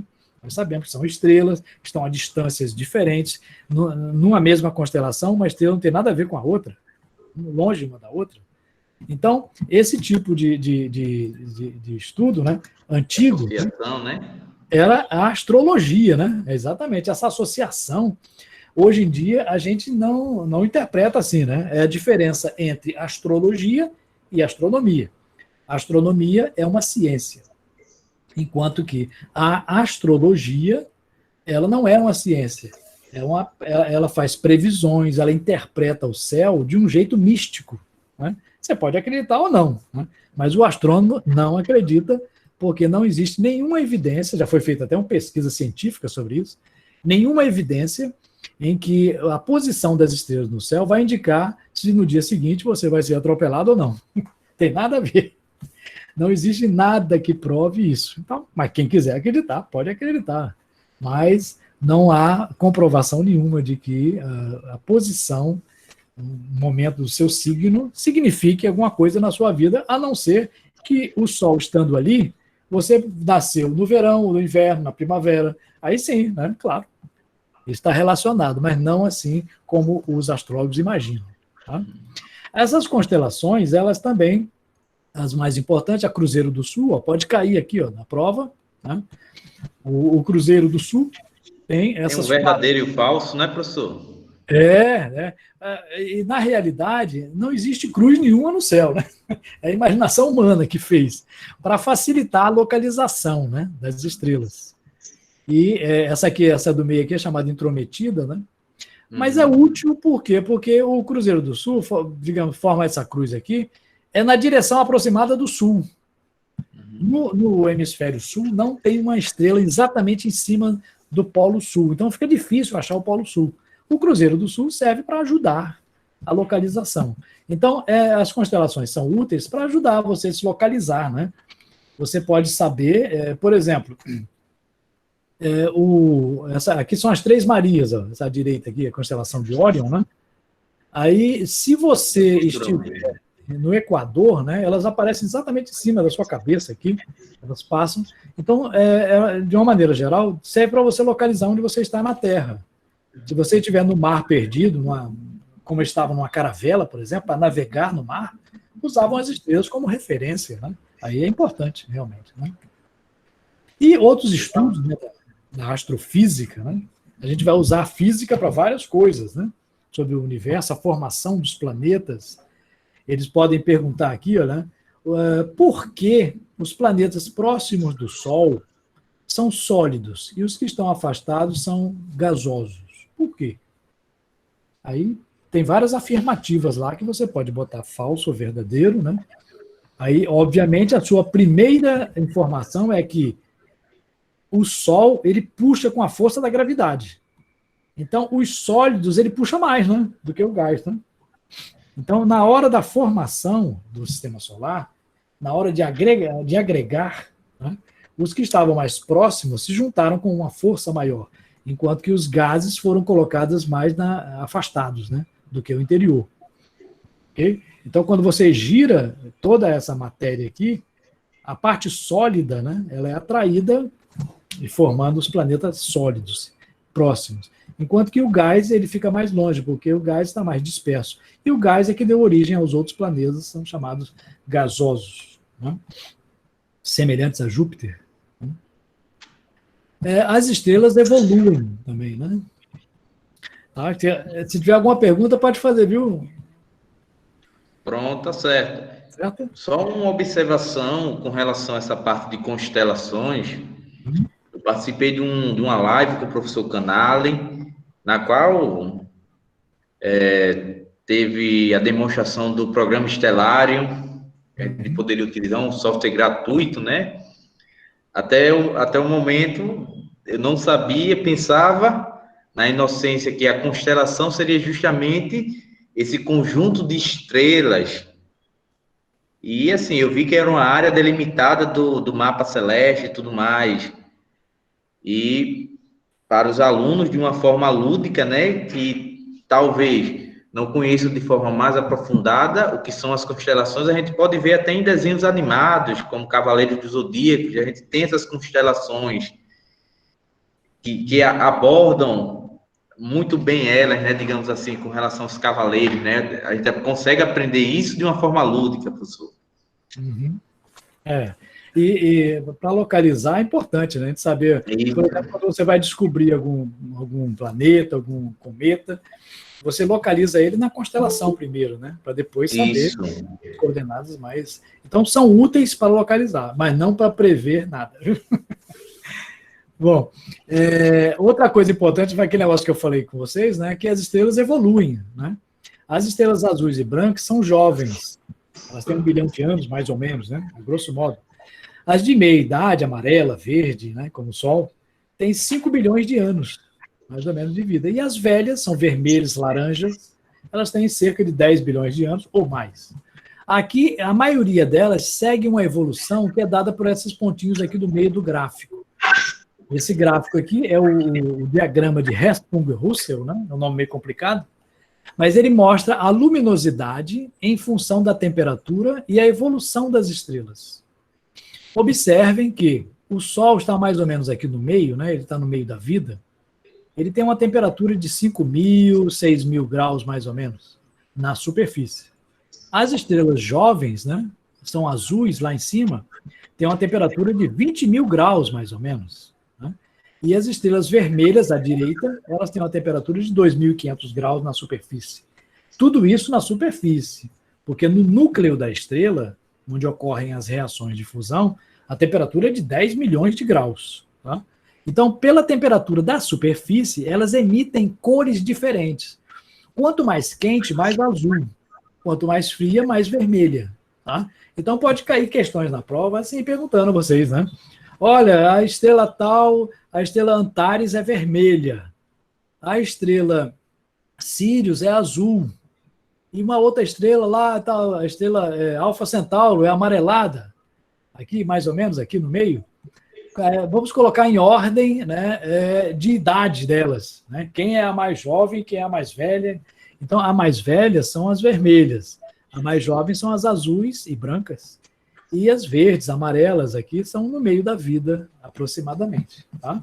Para a gente ter uma ideia da evolução aproximada. É claro que tem algumas, isso aqui é chamado sequência principal. A maioria das estrelas, 80% delas, fazem assim. Mas tem outras evoluções um pouco diferentes. São esses dois ramos, esses 3 ramos aqui separados. Né? Esse é o chamado diagrama Hertzsprung-Russell, tá? Que vai do azul até o vermelho. Isso aqui é a mesma coisa. Ele relaciona a luminosidade, a quantidade de luz que ela emite, a temperatura, a magnitude e a classe espectral. Então, pelo espectro da luz, pela cor, né, pelo espectro da luz, a gente classifica O, B, A, F, G, é uma classificação usada na astronomia. Não precisa decorar isso, não. Então, aqui, ó, eles classificaram essas estrelas em função da cor. Isso aqui é o espectro, né? Como é esse espectro aqui? Esse espectro é quando você pega um prisma e coloca na frente, na ocular do telescópio. Aí quando você analisa o espectro, né, do vermelho até o azul, tem faixas aqui que indicam a presença de elementos químicos, como hidrogênio, hélio, carbono, ferro. São esses elementos químicos que existem nas estrelas, são estudados assim. Tá? Para estudar esse espectro, a gente usa algumas leis na astrofísica. Uma delas é a lei de Kirchhoff, né? Quando você pega a luz de uma estrela e passa num prisma, forma um espectro. Esse espectro pode ser um espectro contínuo, né? Se for um gás quente. Então, a primeira lei diz que quando um gás quente emite luz, forma um espectro contínuo. Assim. Se for uma fonte pontual, desculpe, né? um gás muito aquecido, determinadas linhas aparecem com maior intensidade. Por quê? Porque esse gás aqui não tem todas as frequências como no espectro contínuo. Ele tem algumas frequências mais intensas. Então a gente fica sabendo que até pela posição dessas faixas, o que ele tem.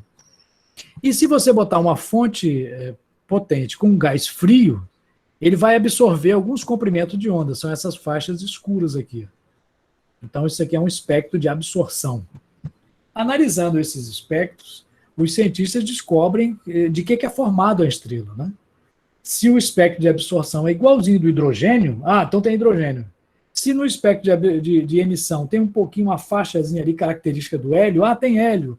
Então você descobre de que é feita a estrela, né? O comportamento dela, usando essa análise do espectro. Nós chamamos isso de uma maneira geral de leis de Kirchhoff, da espectroscopia. Outra lei importante é a lei de Stefan Boltzmann, né? Essa lei, o nome é meio complicado, viu? A lei de Stefan Boltzmann diz, mas é bastante simples. Ela diz que o fluxo de luz, F, o fluxo de radiação da estrela, é uma constante, esse sigma aqui, vezes a temperatura elevada à quarta. Oi, para que serve essa lei? Se eu medir o fluxo de luz que a estrela está emitindo, eu sabendo essa constante, eu posso saber a temperatura da estrela. Então, os cientistas podem descobrir a temperatura de uma estrela sem chegar perto dela. Basta medir a quantidade de fluxo de luz que está chegando aqui. A temperatura é proporcional a ela, né? Isso é possível, como você viu lá na física. Quando você pega uma lâmpada, a uma certa distância, ela ilumina uma área, ilumina outra área, uma área maior. Essa área é proporcional ao quadrado da distância. Então, é possível você medir o fluxo. O fluxo vai ser a luminosidade dividido pela área. A gente chama de fluxo a luminosidade pela área. A área de uma estrela, uma esfera, é 4π vezes a distância ao quadrado. Quer dizer, ela emite numa forma em todas as direções, formando uma esfera ao seu redor. Mas a luminosidade, o que é luminosidade, né? Bom, a luminosidade é a energia por unidade de tempo. Ou seja, a gente pega a potência, né, que é a energia por unidade de tempo, né, divide pela área. Então, essa luminosidade a gente pode determinar medindo a quantidade de energia que chega por cada metro quadrado por cada segundo.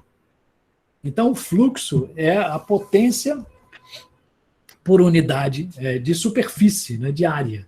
Então, o cientista bota um instrumento bem complexo, né, mede a quantidade de luz que bate numa determinada área, e com isso você pode até determinar a distância e a temperatura da estrela. Né? Então, é como se você pegasse um pedacinho de uma esfera que está brilhando, a estrela está lá no meio, brilhando, né? Essa luminosidade dela é a quantidade de energia que ela emite por unidade de tempo, né? Que pode ser em erg por segundo, né? Ou joule por segundo. E se você divide pela área em que ela está expandindo isso ao redor, no espaço, né, que é 4πr2, eu posso determinar, então, o fluxo e o brilho da estrela. Okay? Não se preocupe com essas fórmulas, porque se cair na oba, eles não pedem para decorar, não. Você tem que Ele dá a fórmula e pede para você interpretar. Por exemplo, ó, aqui o fluxo é a luminosidade dividido pela 4π vezes r ao quadrado. Se o fluxo for o mesmo, né, se a distância for reduzida à metade, a mesma estrela, a distância for reduzida à metade, o que acontece com o fluxo? Então, a metade ao quadrado, né? Então, é 4 vezes mais, e não um dobro. Se você reduzir a distância de uma estrela à metade, o fluxo multiplica por 4. Porque R está dividindo por R ao quadrado. Então, ele vai dar a fórmula para você usar num caso específico. Então, é isso que eu falei aqui. Ó, a estrela emite numa determinada área, o fluxo é a luminosidade dividido pela área dessa suposta esfera. Ok? Tá bom, aqui nós falamos. Uma coisa importante que a gente tem que interpretar, que pode cair também, é o espectro solar. Né? O espectro, né, é um conjunto de cores. Se eu pegar um prisma e colocar na luz solar, forma todas as cores. Mas tem cores que a gente não enxerga. Essa faixa do vermelho até o violeta, a gente enxerga, né? E elas estão distribuídas em vários elementos químicos. Cada faixinha dessa aqui é um elemento químico que tem no Sol. Abaixo dele fica tudo preto aqui, é o infravermelho, né? Infrared, infravermelho. E acima do violeta é o ultravioleta, é uma faixa que nós não enxergamos, né, com os nossos olhos. Precisa de um equipamento para isso. E para medir determinar a velocidade de uma estrela, né, ou a distância, né, a gente usa o efeito Doppler, que a gente aprende lá na física. Né? O efeito Doppler é a variação da frequência com a velocidade da fonte. Então, por exemplo, você já viu passar na sua frente uma ambulância. Quando a ambulância passa, quando ela vai se afastando, a frequência do barulho que ela está fazendo vai diminuindo. Né? Então, observe aqui. Ó. Quando uma estrela está se afastando, a frequência diminui, a luz fica avermelhada. Quando uma estrela está se aproximando da gente, a frequência aumenta, ela fica mais azulada. Lembrando que o espectro vai do vermelho ao azul, ao violeta. Né? Então, quando a estrela está em movimento, né, qualquer coisa no céu, estrela, galáxia, está em movimento, medindo o comprimento de onda, a variação relativa, a gente pode determinar a velocidade dela. Então, do mesmo jeito, se você medir a frequência do som de uma ambulância que passa apitando, você pode saber a velocidade da ambulância medindo a frequência sonora. A mesma coisa você pode descobrir da estrela. Não se preocupe com a fórmula, também se cair, eles vão dar a fórmula. Tá? Nunca pediram para decorar essa fórmula. Em mais de 12 anos, 13 anos que eu acompanho a Olimpíada. Então, a velocidade sobre a velocidade da luz, ó, a velocidade da estrela sobre a velocidade da luz, é a variação desse comprimento de onda. Ó, aqui ela estava com comprimento, ó, ela passou para outro. Quando muda o comprimento de uma ponta até a outra, é o comprimento de onda, é o lambda. É o lambda zero. Se variar, essa variação sobre o comprimento inicial é V sobre C, é a velocidade da fonte, da estrela, sobre a velocidade da luz. Está fazendo só uma revisão aqui, né? Lembrando também que o Sol tem movimentos, né? O Sol não está parado, ele está girando em torno da galáxia, e o Sol anda numa direção, o Sol anda na direção do ápex solar. A Terra, eu vou falar uma coisa agora que muita gente vai achar estranho, a Terra não gira em torno do Sol. Ah, professor, a Terra não gira em torno do Sol? Porque o Sol está em movimento em torno da galáxia.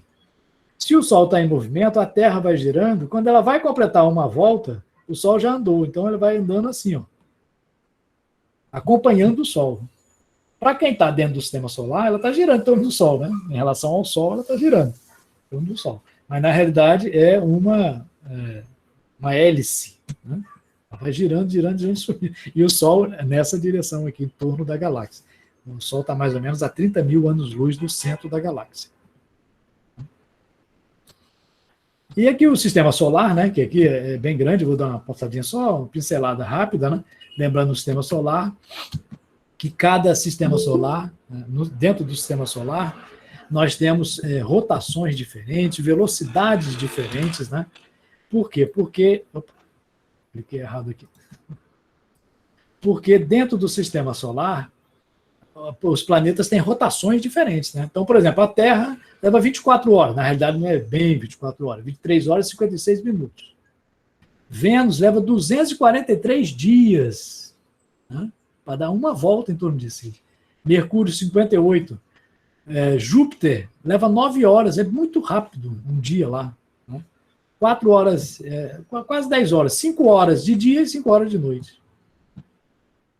Então, cada planeta tem a sua propriedade diferente. O Sol é essa grande estrela que está com temperatura de 6.000 graus na superfície e 10 milhões no centro, onde ocorrem explosões nucleares com hidrogênio virando hélio.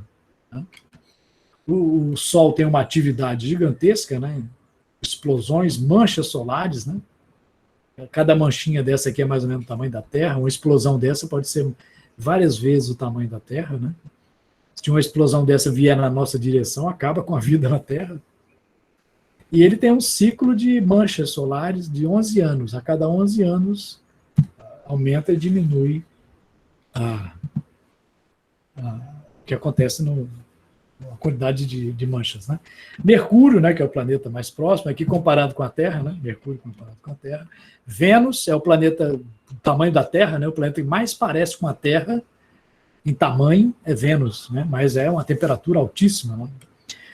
A Terra aqui, né, que é o nosso planeta, é o único que tem um campo magnético para evitar as partículas do Sol atingirem a Terra, né? Marte, né, que é mais ou menos a metade da Terra, aí, tamanho. Júpiter, né, que é 10 vezes maior que a Terra, gigante. Né? Saturno, planeta gigante dos anéis, né, famoso dos anéis. Urano, que é o gasoso. Né? Netuno, gasoso também, só tem um núcleozinho de rocha bem pequenininho lá no meio. Né? O resto é tudo gás. E Plutão, que tinha antes, mas não tem mais agora, né? Então, o estudo também da mecânica celeste, né, você vai usar um pouco da gravitação. Posso fazer uma perguntinha, professor? Pode. No caso, o nosso campo magnético só é possível graças ao nosso núcleo, né, que é formado por magma, né? O planeta Terra, ele tem 2 núcleos. Deixa eu acender aqui. O interno e o externo, não é isso? Nós temos 2 núcleos, né? Um líquido e um sólido. O sólido da Terra é do tamanho da Lua, mais ou menos. Né? Isso foi até da minha tese de doutorado. Né? Eu estudei o campo magnético da Terra e como ele influencia nos oceanos, né? Na vida dos oceanos. Então, a gente, hoje em dia, o que se conhece, né? Um pouco se conhece, né? Ainda tem muita coisa para se descobrir sobre o núcleo da Terra.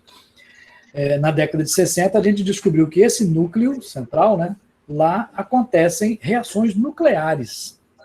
Só que não são reação nuclear igual ao do Sol, de fusão, não, é de fissão.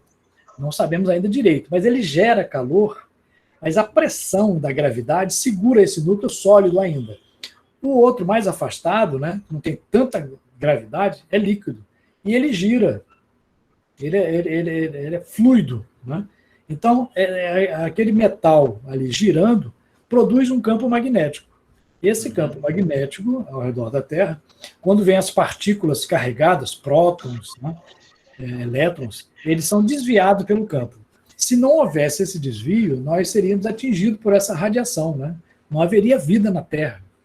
O planeta Marte, ele não tem esse campo magnético. Então, lá, não dá para a gente andar em Marte, mesmo com roupa, tudinho. Dá para ficar um tempinho, mas a radiação que vem do Sol traz muita radioatividade. Então, não teria condições de vida na Terra, seriam muito difíceis. Né? Bom, a gente teria muito mais coisa para falar aqui, mas eu vou deixar para vocês, então, somente lembrar vocês que vocês têm disponível esse drive aqui, né? Deixa eu botar aqui Vou passar de novo o link do drive, viu? Aí para vocês, com material de estudo, né? Copiar o link. Esse drive aqui, né, tem orientações, o regulamento, livros, apostilas, né, textos adicionais. E esse drive, eu vou colocar aqui, cadê o link dele? Aqui novamente. Esse aí é o link do drive, quem quiser depois pode copiar. E tem o link também das aulas. Né? O segundo link aqui, eu vou botar aqui até aulas. Aulas em vídeo. Né? Quem quiser assistir também sobre um assunto específico, a gente tem 30 aulas lá, de 20 minutos, 15 minutos cada aula, né? sobre astronomia. Então, só sobre estrelas, só sobre telescópio, sobre binóculo, sobre esfera celeste. Tá? Aí, se você quiser revisar uma coisa específica que você não entendeu bem, você vai naquela aula ali. Tá? Hoje a gente vai fazer somente essa orientação, porque é importante que vocês tenham a ideia de que o professor escreveu vocês e vai mandar um cartão, né, com os dados para você fazer a prova online. Quando você entrar, né, vai ser dia 12 ou 13, né, para fazer, você vai entrar com seus dados, aí vai começar a prova. Né? Lembrando a vocês que isso é uma experiência nova para vocês e para a gente também, viu? Os professores também, não teve isso, é a primeira vez que a gente está tendo online. Né? Exatamente. Então, é uma experiência nova para vocês e para a gente também. Aí, quando vocês entrarem, aí vão aparecer as perguntas. Cada prova vai ter perguntas diferentes uma da outra, né? Até com dados diferentes. Pode ser até uma pergunta parecida com a do seu colega, mas vem um dado diferente, né? Assim, é um planeta ou não é outro planeta, é um telescópio desse tipo, do outro tipo, e você vai marcando a resposta. E tem um tempo, né? Vão ter 3 horas para fazer a prova. Depois de começar, tem que terminar. Depois de 3 horas, ele fecha. Aí ele vai corrigir lá, o computador vai aceitar, vai corrigir e mandar para o seu professor também a lista com as notas que cada um tiveram e vão receber depois certificados ou medalhas de acordo com o que fez, né? Mas lembrando que você entrou, já tem que fazer a prova, né? Pode ser no dia 12 ou no dia 13, tá certo? Aí a gente pode abrir para tirar dúvidas, né? Para a gente concluir. Quem tiver alguma dúvida pode perguntar, né? Aí o professor Wesley pode passar, ou se, Wesley, se você quiser abrir para alguns alunos fazerem a pergunta direto, pode também, não tem problema. Tá? Tiveram algumas perguntas aqui, professor. Se o senhor puder responder, era sobre o conteúdo que o senhor estava falando. Aí eu posso encaminhar aqui. Eu já respondi algumas no chat, no bate-papo. Lembre-se que o professor não é aquele cara que sabe tudo. Né? Não é aquele cara que passou as dificuldades que você está passando por mais tempo. Entendeu? Só isso. Eu comecei a estudar astronomia quase que por acaso, né? Lá no Rio de Janeiro, né? Eu sou de lá. Aí eu fui fazer um curso de astronomia fora, né? Extra, né? E acabei gostando, né? Aí acabei fazendo um curso de especialização, fiz química no Rio, fiz física aqui, depois fiz mestrado, fiz doutorado. Mas a gente começa, né? Quando a gente começa, o fascínio da astronomia é que é o mais importante, tá? Você tem que gostar daquilo ali e pegar o conhecimento que você tem e aplicar. E você vai ver que vai funcionar, né? Só que vai funcionar de um jeito diferente. Do mesmo jeito que quem vai ser médico, né, vai estudar biologia, gosta de biologia. Adoro biologia. Mas vamos ver agora como é que funciona na prática a biologia. Então, você pode ser um médico, né? Pode ser um enfermeiro, pode ser alguém da área de saúde. Né? Então, a física, por exemplo, é a mesma coisa. A astronomia é uma aplicação de física, de matemática. Então, essa área, se você gostar, você vai desenvolver. E só tem um jeito de saber, testando, fazendo uma Olimpíada, fazendo isso, para ver aquilo que você se destaca, o que você gosta mais. Né? E pode chegar um dia a ter a sua profissão relacionada a alguma dessas áreas. Né? Mas aí, se vocês tiverem alguma dúvida, aí podem perguntar. Né? Gabriel Cruz, ele está perguntando aqui, né? Existe uma pontuação mínima para as medalhas ou é por colocação? Aí eu até posso responder essa. Que as medalhas, tudo mais, é feito através justamente da pontuação da prova. Então, vai depender muito de prova para prova, de ano para ano, digamos assim. Então, a OBA, a organização em si, ele tem uma quantidade de medalhas e elas são distribuídas de acordo com a quantidade de pessoas que atingem aquele quantitativo de medalhas. Vamos supor, por um exemplo, são 3.000 medalhas, 1.000 de ouro, 1.000 de prata e 1.000 de bronze. Então, as 1.000 primeiras pessoas que conseguirem, né, no ranking, digamos assim, terão a medalha de ouro. As 1.000 seguintes, medalha de prata, e as 1.000 últimas, digamos assim, medalha de bronze. Então, é feito dessa forma, justamente a divisão. Eu tinha dúvida nisso, porque mudava muito de ano para ano, Muda. justamente as notas. E eles têm uma fórmula matemática, né? Em que aparece o número de alunos que fizeram naquele ano, o número de as notas máximas, mínimas, né? E cada questão que vocês forem fazer, eles vão dividir em questões fáceis, médias e difíceis. Então, cada aluno vai ter a mesma quantidade de questões fáceis, médias e difíceis. Então, a mesma questão sendo diferente, né? O tipo de questão, então, vai ser por igual. Então, cada um vai tirar uma nota. Então, você pode tirar, assim, 7,275. Seu colega tirou 8,254. Cada um vai ter uma nota. Então, eles vão juntar todas essas notas e fazer médias, né, e dividir aquilo de tal maneira que é proporcional ao número de medalhas que eles têm. Tá? Então, se eles tiverem, como o professor falou, 3.000 medalhas, 1.000 medalhas, 1.000 e 1.000. Pronto, aí depois é que eles mandam para as escolas, seja qual escola for, privada ou pública, é igual. É considerado igual, tá? As duas. E todo ano eles fazem isso, não varia, né? Tem ano que a prova está um pouco mais fácil do que o ano anterior. Então as notas são maiores. Então, aí vai precisar de uma nota maior para tirar ouro ou prata, né?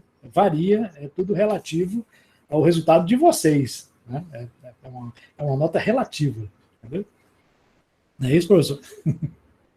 Isso mesmo. Então, a gente tem uma aproximação muito com o Canali, né, que sempre acompanha a gente, né? Quando eu fui no Chile 2 vezes, né? Que teve um concurso, né? Que agora, infelizmente, pararam por falta de verba, né? De 2016 para cá, quase pouca verba está vindo para a astronomia. Agora, esse ano que veio um pouquinho, né? Aí tinha um concurso que era para você fazer um texto, né? Não era prova. E quem ganhasse ia lá no Chile visitar os observatórios astronômicos. Aí nós fomos lá, aí conversamos muito, né? E a gente viu que a gente tem que fazer uma Olimpíada bem democrática, né? Para atingir tanto alunos da rede privada, da rede pública, né? Alunos que estudam à noite, de dia. A gente tem que fazer uma coisa que seja proporcional. E a Olimpíada, o objetivo é esse, né? Justamente atingir a todos, né? Entendeu? E baseado nisso, né, que nós fizemos a nossa Pernambucana também, que esse ano, infelizmente, não teve, mas ano que vem nós estamos retornando, que é para preparar o estudante já para fazer a nacional. Aí, depois que vocês fizerem essa Olimpíada agora, vocês vão ter uma nota, medalha, vai receber medalhas.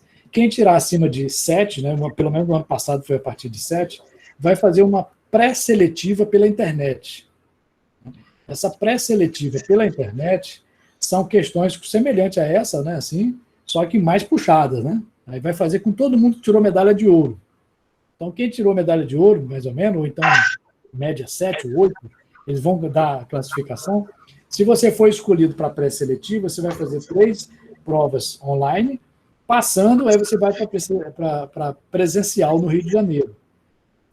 Até o ano passado era em janeiro ou fevereiro, né? Aí lá você faz uma prova, com mais ou menos 200 alunos, que são os 200 melhores da OBA. Desses 200, eles tiram 35 que vão fazer o treinamento. Aí são 2 treinamentos em São Paulo. Né? Depois desses 2 treinamentos, eles vão escolher a equipe mundial e a equipe latino-americana, para representar o Brasil fora. Tá? E é bom isso porque quem vai quem participa disso é chamado até por universidade. Você pode até entrar numa universidade sem vestibular, né, se você estiver na equipe mundial. Entendeu? Ok? Bom, professor, desculpa aí a demora, viu? É bastante coisa, mas a gente tem que ter uma visão geral. E lembrando a vocês também que nesse material, essa apresentação que eu fiz a vocês, né, ainda tinha mais coisa para ver, tá? E ela está lá no Drive também. Então, quem quiser ver essa apresentação que eu fiz a vocês, esse PowerPoint está lá em PDF. Tá? E está o resumo também da aula de hoje. Ok? Tá bom? Aí, Wesley, se quiser falar mais alguma coisa, algum aluno quiser fazer alguma pergunta. Tem uma aluna, professor, perguntou se eu poderia falar um pouquinho de astronáutica. Exatamente. É isso que eu estava dizendo a vocês, é muita coisa, né? Aí fica. Em pouco tempo, não é isso, professor? É pouco tempo. Já estamos um pouquinho mais de 2 horas, né? Acho que a gente iniciou 2h30, né? Eu e o senhor, então quase 2 horas e meia, e de aula efetiva mesmo com os alunos, quase 2 horas. Então é muita coisa, então a gente tem que estar no estudo constante, não é isso? Mas nesse resumo tem, viu? E também tem as mini-aulas, né? Quando você acessar esse link aí das mini-aulas, tem lá também a parte de astronauta, aí vai ter que me aturar lá explicando mais algumas coisas. Mas é bom. Tá bom, então, aí, se não tiver mais nada, nenhuma dúvida, eu agradeço a vocês o convite. E aqui no IFPE nós estamos sempre à disposição. Deixa passar essa pandemia. Quem quiser pode visitar lá o nosso núcleo de astronomia. Estamos sempre à disposição. Professor, eu que lhe agradeço, certo? Por toda a simplicidade, por toda a dedicação aqui, pelo chamado ao aceite do convite, certo? Em nome aqui do Colégio Nossa Senhora de Lourdes, da Escola Estadual Professor Eliseu Pereira de Mello, da Manuel de Matos também, eu agradeço muito ao senhor e tenho certeza que assim que passar a pandemia, a gente vai, aqui da Escola Nossa Lourdes, vamos fazer uma visita sim ao IFPE para ver justamente esse setor aí de astronomia.